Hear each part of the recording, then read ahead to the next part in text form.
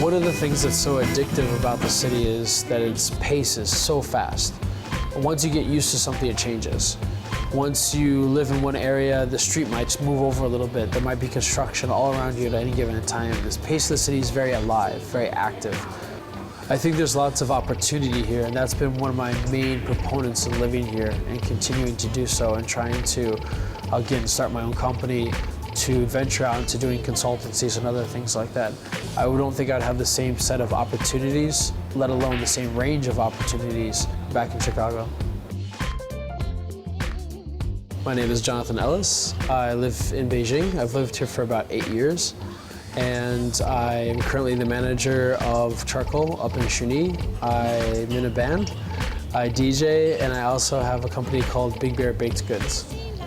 I like to multitask, and I think I'm pretty good at it, but at the same time, the grass is always greener. And so I kind of wish I had more stability, but I know that if I had a 9-to-5 job, that I would most likely want to do what I'm doing now. And so I try to make the most of it. I try to do it well.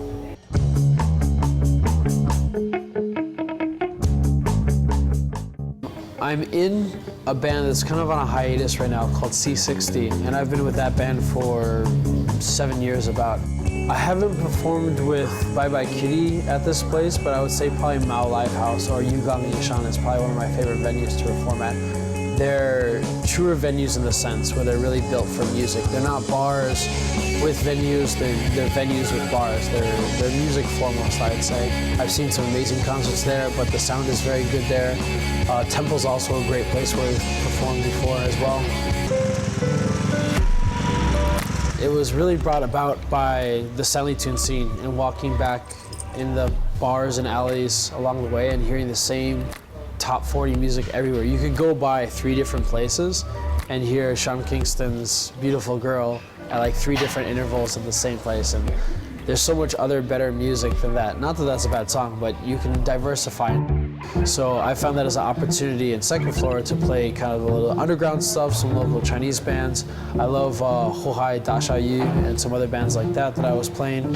I appreciate music for that, I guess. That you're trying to say something. Even by not saying anything, you're trying to say something. I saw so many concerts back in the US. Here I was in the same scene, so I wanted to see as many concerts as I could. So I went to places like Mao and Yugong, and this was back in like 2007, 2008. It's developed, I wouldn't say in necessarily a good way, but it's developing and changing constantly. There's so many good places that could be doing a lot better, or that have opened and closed that deserve their own right, I think, to be open, but for whatever reason, they don't exist anymore. And so it's kind of saddening to see these places open and close, bands to start and stop and stuff like that, when they, in my opinion, could have had a longer life.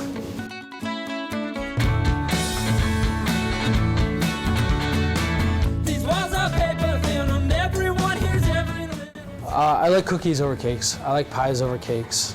If I asked anybody where could you get a good cake, they'd probably have 1 or 2 or even 3 answers for me. But if I said where can you get good cookies or pies, nobody would have an answer besides making it themselves or something like that. So outside of that niche market, to create those baked goods for them and for myself and my friends, I just thought that better Western style pastries were something that not only expats wanted, but also Chinese that had traveled to other countries that had tried these things and like, you know, why don't these things exist here? And so trying to fulfill that market was something that I was interested in doing. But I also want to amalgamate, I want to innovate and not just say, hey, these are Western pastries and these are quality goods, but also incorporate things that are around me, use things that aren't traditionally used. Instead of using vanilla, use hawthorn or some other type of flavor. So I'm really interested in not just more or less an authority on Western goods, but also an innovator in trying to collaborate between 2 different food cultures. As it is now, I sell to only a couple shops and to individual orders. So sometimes I don't bake on a day. Sometimes I might bake 1 batch.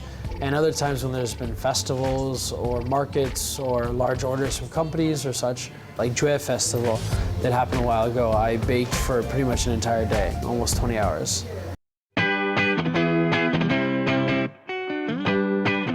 So some of my favorite places to go, are the places that I have to go more often than not, are Sainuili Market. I get a lot of my food there that I cook at home, or baked goods I get from the market. It's a great place that has a wide diversity of things that you would get.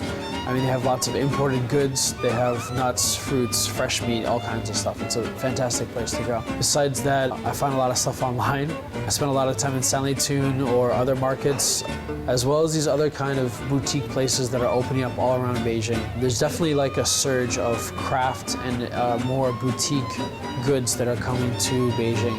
And it's kind of like following the same trends as other major cities too.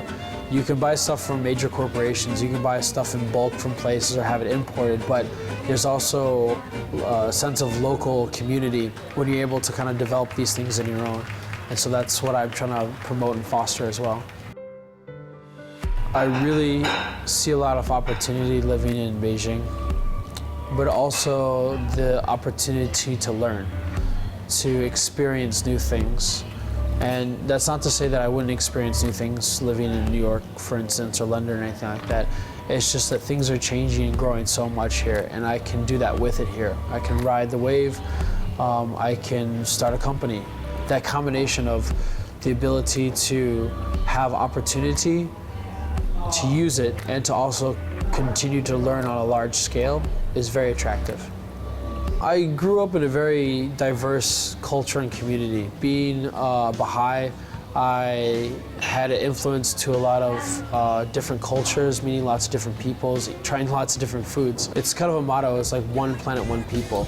To not say that like just because I'm American that I should live in America, but also understand all these different types of people in the world, all the different cultures that exist, but at least to get an idea outside of my own locale of living in other places and experiencing other things.